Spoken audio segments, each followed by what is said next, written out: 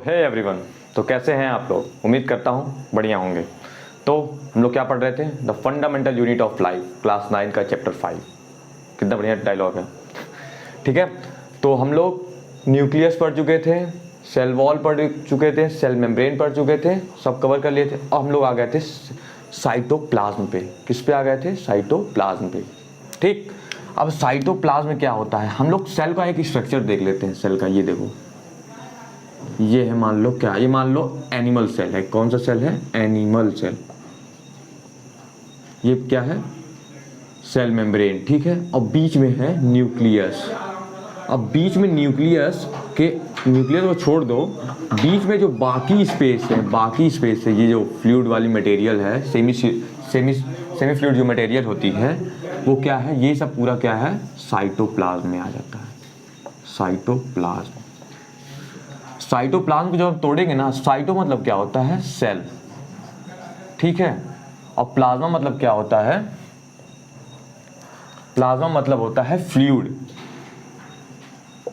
Fluid या liquid बोल सकते हैं हम, ठीक है। साइटो मतलब होता है सेल, और प्लाज्मा मतलब होता है फ्लूइड, लिक्विड, जो बीच में सेमी फ्लूइड जो है, ठीक है। इसको तोड़ेंगे वो तो पता चलेगा हमको। अब स्टडी ऑफ सेल क्या कहते हैं हम लोग? साइटोलॉजी। एक टर्म याद रखिए, साइटोलॉजी, स्टडी ऑफ सेल की जब हम लोग स्टडी करते हैं तो उसको बोलते हैं साइटोलॉजी, ठीक है। तो कंपोनेंट कौन कौन से होते हैं साइटोप्लाज्म में, मतलब कौन कौन सी चीजें पाई जाती हैं साइटोप्लाज्म में, ठीक।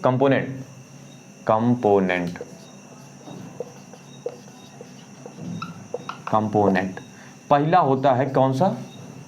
साइटोसोल।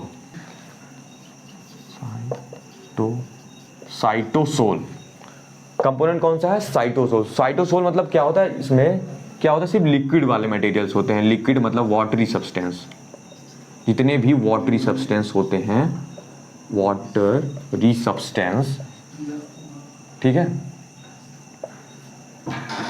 है, साइटोसोल में पाए जाते हैं। और मैक्रोमोलिक्यूल्स कुछ पाए जाते हैं। मैक्रोमोलिक्यूल्स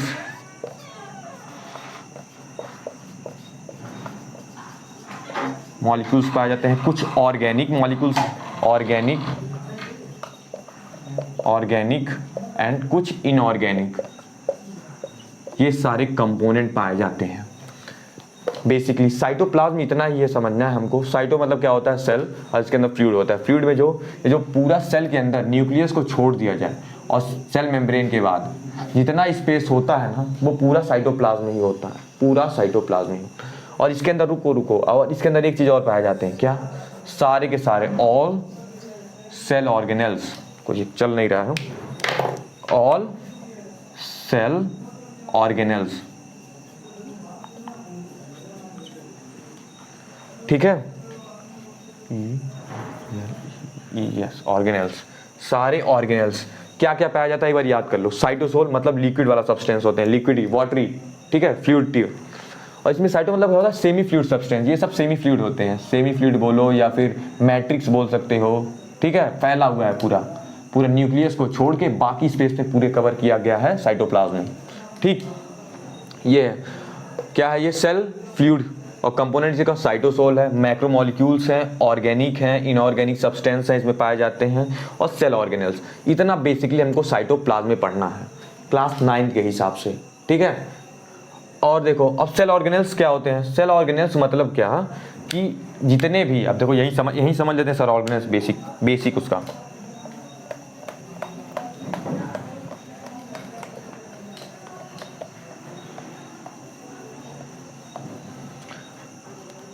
यहां सब बनाते हैं, ये दिख रहा होगा रेड कलर का। देखो ये न्यूक्लियस है, ये बाकी मान लो माइटोकॉन्ड्रिया हैं, ये इंडोप्लाज्मिक रेडिकुलम है, सही से बन नहीं पा रहा फिगर, ऐसे ही। फिर लाइसोसोम है, ठीक है। अब ये सब जो हैं, जैसे माइटोकॉन्ड्रिया हुआ, इंडोप्लाज्मिक रेडिकुलम हुआ, सब वेरियस जो भी ऑर्गन है इसके अंदर, ठीक है, वो क्या है? सेल ऑर्गेनेल्स हैं, सेल ऑर्गेनेल्स। इन सब का क्या है, स्पेसिफिक फंक्शन है इसमें, स्पेसिफिक फंक्शन। अब स्पेसिफिक फंक्शन कैसे, जब माइटोकॉन्ड्रिया जैसे काम हो गया, क्या एनर्जी प्रोवाइड कर देगा। लाइसोसोम का क्या होता है, सुसाइडल बैग होता है, जितने भी ही मान लो वेस्ट मटेरियल होते हैं सेल में उसको डाइजेस्ट कर जाता है।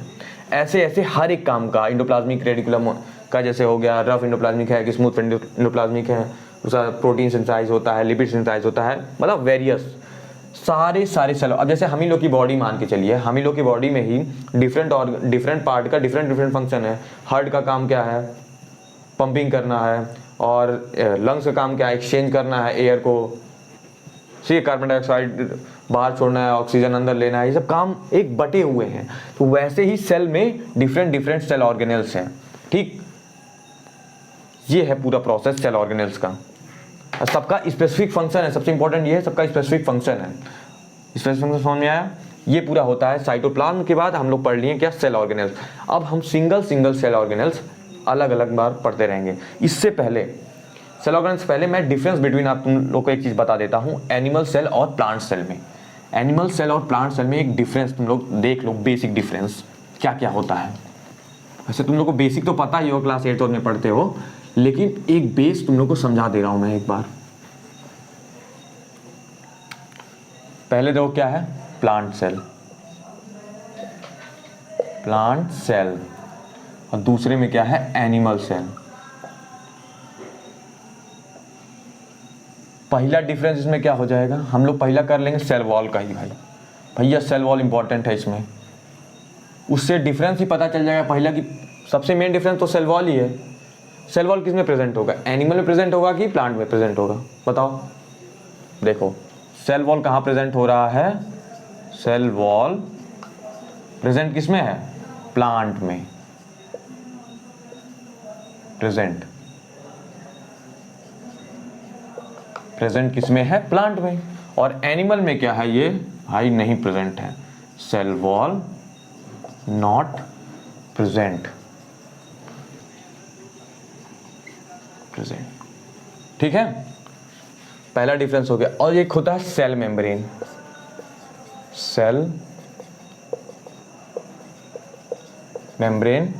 इसमें भी प्रेजेंट होता है और इसमें भी प्रेजेंट होता है। मतलब जो सेल मेम्ब्रेन है ना, वो दोनों में, प्लांट में भी और एनिमल में, दोनों में प्रेजेंट होती है, ठीक। और दूसरा क्या होता है, जो प्लांट सेल होता है ना, ये बड़े होते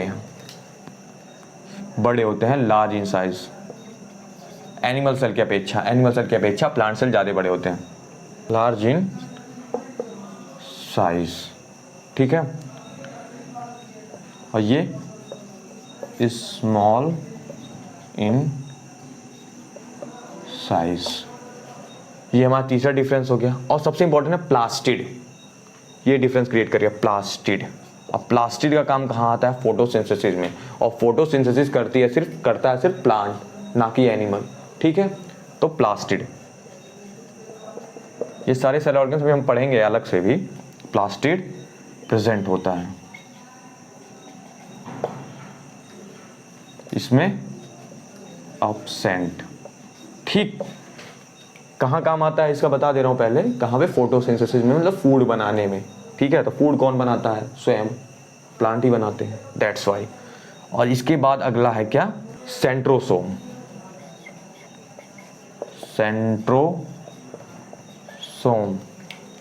सेंट्रोसोम क्या होता है, ये प्रेजेंट होता है किसमें, प्लांट में प्रेजेंट होता है। ये काम किस काम का आता है, ये काम आता है सेल डिवीजन में, हेल्प करता है, सेल डिवीजन में, ठीक है। प्लांट सेल में ये एब्सेंट होता है,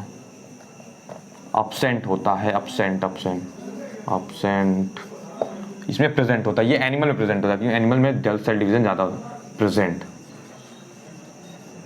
ठीक है। ये पूरा खेल है प्लांट्स और एनिमल्स और बेसिक।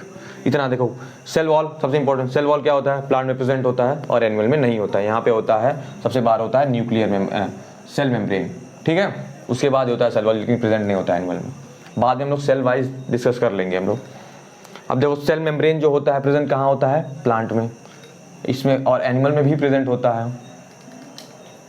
अब देखो लार्ज इन साइज, जो एनिमल सेल्स है थोड़े बड़े होते हैं, लार्ज होते हैं एनिमल सेल के, प्लांट के। और प्लास्टिड सिर्फ प्लांट में पाया जाता है, और प्लास्टिड काम होता है फोटोसिंथेसिस, मतलब फूड बनाना। और फूड स्वयं कौन बना पाता है, प्लांट बना पाते हैं, और ये एनिमल में अब्सेंट होते हैं। और सेंट्रोसोम, सेंट्रोसोम क्या होता है, अब्सेंट होता है। सेल डिवीजन ज़्यादा तेज प्लांट में होते नहीं ही नहीं है। और सेंट्रोसोम का काम, और एनिमल सेल में प्रेजेंट होते हैं सेंट्रोसोम। ठीक है, ये पूरा खेल, बेसिक खेल प्लांट सेल और एनिमल सेल का खत्म हो गया। तो किसी को कोई डाउट हो तो कमेंट सेक्शन में पूछ सकता है बेझिझक। ठीक है, तब तक लिए पढ़ाई करते रहिए।